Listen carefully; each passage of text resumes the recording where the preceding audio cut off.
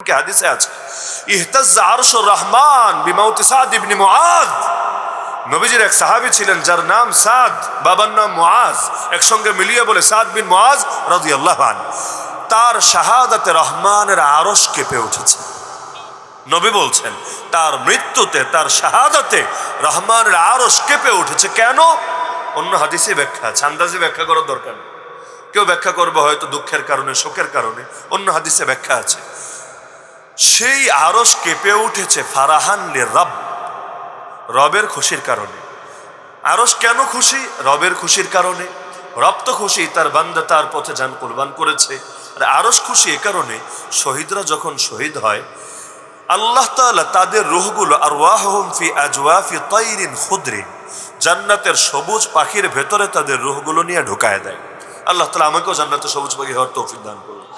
আপনারাও যারা আমিন বলছেন, আল্লাহ সবাইকে জান্নাতে সবুজ পাখি হওয়ার তৌফিক দান করুন। আর কেউ যদি এটারে বদদোয়া মনে করেন, আল্লাহ তার জন্য এটা না করুন। মানে অনেকে এত শাহাদাতের দোয়ারে আবার বদদোয়া মনে করে যে হুজুর আমি তো বাঁচতে চাই, আপনি মরার দোয়া দিয়ে দিলেন।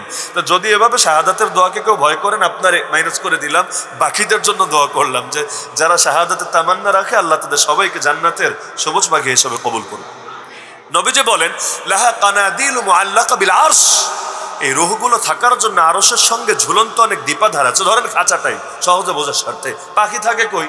ওই খাঁচার মধ্যে আপনারা একটা লাঠি দিয়ে রাখেন, এখানে এসে বসে থাকে। তো আরশের সঙ্গে পাখি থাকার মতো অনেকগুলো পাত্র, অনেকগুলো জিনিস ঝুলন্ত আছে। তো শহীদরা কি করে? তাসরাহু মিনাল জান্নাতি হাইসু শাআত, যেখানে চায় জান্নাতের সেখানে সেখানে ঘুরে বেড়ায়, সারাদিন নাজ নেয়ামত ভোগ করতে থাকে। করার পরে তারা ফিরে আসে। ওই বাচ্চারা যতই খেলাধুলা করুক, যতই যা কিছু করুক, সন্ধ্যা হলে তো বাড়িতে ফিরে আসবে। তো তারাও সারাদিন চক্কর টক্কর মারে, জান্নাতের নাজ নেয়ামত ভোগ করে, ফল ফলাদি খায়। এরপর ফিরে আসে এই যে আরশের সঙ্গে ঝুলন্ত দ্বীপগুলোর কাছে, দ্বীপাধারের কাছে। ফেরার পরে আল্লাহ তাদেরকে জিজ্ঞাসা করেন তোমরা কি কিছু চাও? হাল তাশতাহুনা শাইআ, তোমাদেরকে আর কোনো কিছু আগ্রহ আছে, কামনা আছে? তাহলে বলে ফেলো। তারা বলবে আইয়া শাইআন নাশতাহি, হায় আল্লাহ কি বলছেন, আর কি চাইবো আমরা? চাওয়ার আছেটা কি? সারাদিন জান্নাতে ঘুরে বেড়াচ্ছি, নাজ নেয়ামত ভোগ করছি, যা চেয়েছি তা তো পেয়েছি, যা কল্পনায় আসে নাই তাও পেয়েছি, আর কি চাইবো, আর কি চাওয়ার আছে? তখন আল্লাহ বলবেন না, তোমরা চাও, যা চাইবা তা দেব। এভাবে একবার, দুবার, তিনবার। ফাফআলা বিহিম যালিকা সালাসা মাররাত। যখন তারা দেখবে না আল্লাহ তো বারবার বলেই যাচ্ছে, বলেই যাচ্ছে, বলেই যাচ্ছে, তাহলে কিছু একটা চাইতে হবে, না হলে আল্লাহ বলতেই থাকবে। আর আল্লাহ তাআলা নিজামে এটা, আল্লাহ চাইলে খুশি, না চাইলে নারাজ। দুনিয়াতে বেশি চাইলেও লোকে রাগ করে, কিন্তু আল্লাহ চাইলে খুশি, না চাইলে নারাজ। কেন? চাওয়ার ভেতরে গোলামি প্রকাশ পায়, মুখাপেক্ষিতা প্রকাশ পায়। না চাওয়ার ভেতরে বরত্ব প্রকাশ পায়, অমুখাপেক্ষিতা প্রকাশ পায়। এখন তার ডানা হয়েছে, এখন আর চাওয়া লাগে না, নিজে নিজেই ওরে খেতে পারে। এর ভেতরে ঝামেলা আছে, ঝামেলা। এজন্য কোরআনে আছে যে আমার কাছে চাওয়া থেকে মুখ ফিরায় নেয় অহংকার বশত, সে লাঞ্ছিত হয়ে জাহান্নামে প্রবেশ করবে। ইন্নাল্লাযীনা ইস্তাকবিরুনা আন ইবাদাতি সায়াদখুলুনা জাহান্নামা দাখিরিন। এজন্য জীবনে কিছু লাগুক বা না লাগুক, আল্লাহর কাছে চাইতেই থাকবেন, চাইতেই থাকবেন, চাইতেই থাকবেন। এমনকি হাদিসে তো এটাও বলা আছে, জুতার ফিতা ছিঁড়ে গেলেও আগে আল্লাহর কাছে চাইবেন। যদিও মুচির কাছে গেলেই সমাধান না, ওই আল্লাহর কাছ থেকে চাওয়ার একটা অভ্যাস গড়ে তোলেন, চাওয়ার অভ্যাস গড়ে তোলেন। এমনকি নবী তার কয়েকজন খাস সাহাবীকে একটা পরামর্শ দিয়েছেন। এটা আম কোনো পরামর্শ না, আমরাও আপনাদেরকে আমভাবেই পরামর্শ দেব না।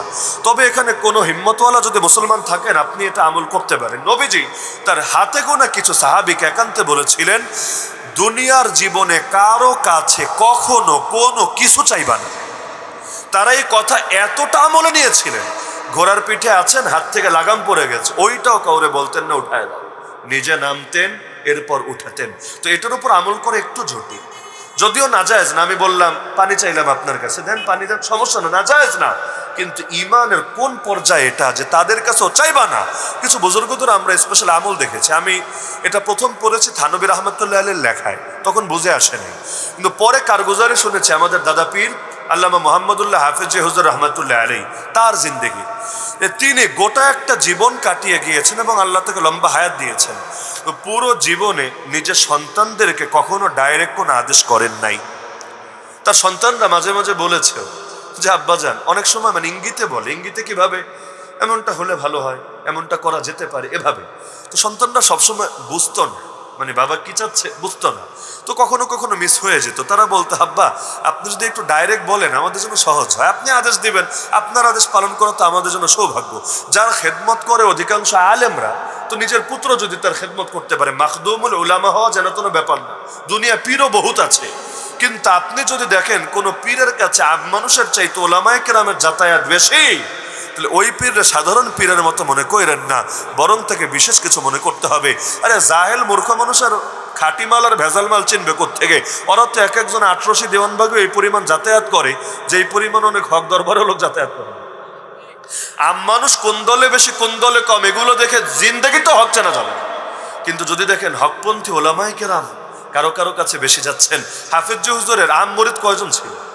খলিফা বাদ দেন, আম মুরিদ কয়জন ছিল? খলিফা তো তার তেমন নাই, কিন্তু আল্লাহ তাআলা কি মাকাম তাকে দিয়েছিলেন। তো বাংলায় বলে না, রতনে রতন চেনে, সবাই সবাইরে চেনে না, রতনে রতন চেনে। আল্লামা আব্দুল মালিক হাফিজাহুল্লাহকে দেখেছে, যে প্রফেসর হজরত ছিলেন, হাফিজ হুজুরের খলিফা প্রফেসর হামিদুর রহমান রহমতুল্লাহ আলী, সামনে গিয়ে হাঁটু গিরে বসে আছেন, অথচ তিনি একজন বুয়েটের প্রফেসর, একজন জেনারেল মানুষ। আর আল্লামা আব্দুল মালিক হাফিজাহুল্লাহ এখন তো বাইতুল মুকাররমের খতিব হয়েছেন, কিন্তু তার মাকাম খালি এতটুকু না যে তিনি একজন জাতীয় খতিব, তার মাকাম তো এত বেশি, গোটা দুনিয়ায় যদি শ্রেষ্ঠ আলেমদের একটা তালিকা করা হয় মোটামুটি প্রথম সারিতেই তার নাম অবশ্যই রাখতে হবে।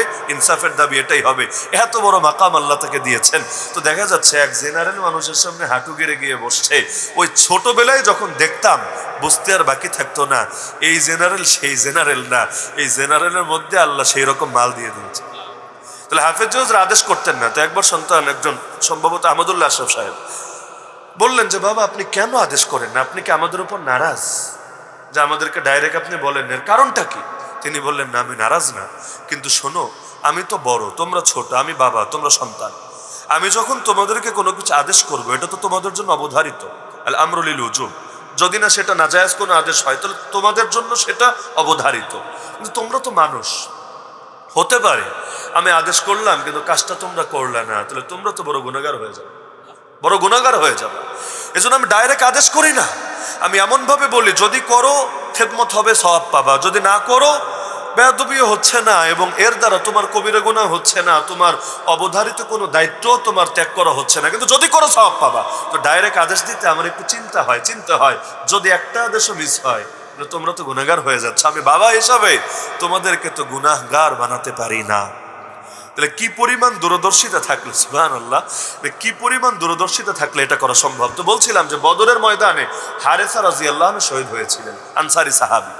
তার মা নবীজির কাছে পাগলের মতো, মানে পেরেশান, সন্তান ইন্তেকাল করেছে, শহীদ হয়েছে, নবীজির কাছে এসে বললেন, ইয়া রাসূলুল্লাহ, ইয়া নবী আল্লাহ, আলা তুহাদ্দিসুনি আন হারিসা, হে আল্লাহর নবী আমাকে হারেসা সম্পর্কে কিছু বলবেন না? আপনি বলেন সে কেমন আছে, আমাকে বলেন। ফা ইন কানা ফিল জান্নাহ সাবারতু, আমার পুত্র যদি জান্নাতে যায় আমি সবর করব, আমি আর কোনো আফসোস করব না, কারণ আমার কাছে থাকলে যতটা ভালো থাকতো জান্নাতে গেলে এর চাইতে আরো বেশি ভালো থাকবে। কিন্তু ওয়া ইন কানা গায়রা যালিক, এটা বলছে না ওয়া ইন কানা ফিন নার ফি জাহান্নাম, যদি সে জাহান্নামী হয় এটা বলছে না। ইয়া রাসূলুল্লাহ, যদি ভিন্নটা হয়, মানে সে যদি জান্নাতি হয় আমি তো সবর করব, যদি ভিন্নটা হয় ইস্তাহাত্তু আলাইহি ফিল বুকা, তার জন্য অনেক কাঁদবো, কেঁদে কেঁদে আল্লাহর কাছ থেকে কবুল করায়নি, আল্লাহ যদি তাকে মাফ করে তাহলে জান্নাত দেয়। আপনি একটু বলেন আমাকে আমার হারেসা কেমন আছে। নবীজি বললেন, শোনো, ইন্নাহা জিনানুন ফিল জান্নাহ ওয়া ইন্না ইবনাকি আসাবাল ফিরদাউসাল আলা, জান্নাতের মধ্যে অনেক জান্নাত, অনেক স্তরের জান্নাত আছে, তোমার পুত্র একেবারে ফেরদাউস, জান্নাতুল ফেরদাউসের আলা মাকাম অর্জন করে ফেলেছে। শহীদদের বিষয়টাই আলাদা। আল্লাহ রাসূল বলেন, জিবরিল মিকাইল আমাকে নিয়ে এমন একটা বাড়িতে গেলেন, এত সুন্দর বাড়ি, আমার জীবনে আমি এরকম সুন্দর বাড়ি দেখি নাই। এখানে দেখলাম অনেক পুরুষও আছে যাদের কেউ কেউ বুড়া, কেউ কেউ জোয়ান, অনেক নারীও আছে, অনেক শিশু আছে। এরপর আমাকে কিছু দূর উপরে নিয়ে গেল, এখানে এমন সুন্দর বাড়ি দেখলাম, আগেরটা এর সামনে কিছু না। আমি জিজ্ঞাসা করলাম আগেরটা কাদের আর এটা কাদের? বলল, আম্মা দারুল উলা ফাদারু আম্মাতিল মুমিনিন, প্রথম যে বাড়ি দেখেছিলেন এটা সাধারণ মুমিনদের বাড়ি, আর পরে এসে যে বাড়ি দেখলেন এটা হলো ফাদারুশ শুহাদা, এটা আল্লাহর জন্য যারা জান কোরবান করেছে সেই শহীদদের বাড়ি। তো শহীদরা যখন এভাবে আল্লাহ বারবার বলেন চাও চাও চাও, তখন তারা দেখবে যে চাওয়া তো লাগবে, না হলে আল্লাহ ছাড়বে না। তারা বলবে, আল্লাহ তাহলে আমাদের দেহের রূপটাকে ফিরায় দেন, আরেকবার শহীদ হয়ে আসে। মাকাম তো একবার পেয়েছি, দেখেছি শাহাদাতের কি মর্যাদা, জান্নাত ছেড়ে চলে আসতে চাচ্ছে। জান্নাত ছেড়ে কেউ আসতে চাইবে না একমাত্র শহীদ ছাড়া।